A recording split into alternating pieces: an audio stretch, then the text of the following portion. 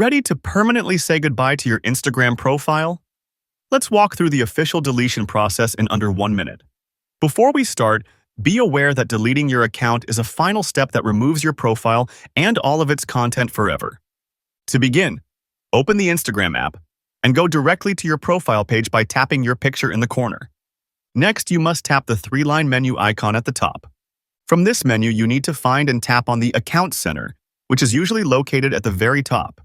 Now, you will need to look for the Personal Details section within the Account Center and tap on that to continue.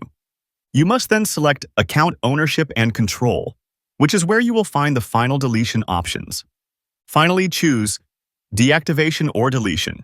Select your account, ensure you pick Delete Account, and follow the last steps. Choose a reason for deleting the account. On this page, you can download your information. Scroll down and tap Continue. Write the password and tap Continue. Tap Delete Account, and you are done. Subscribe for more short and concise videos that get you what you need to know in under 1 minute.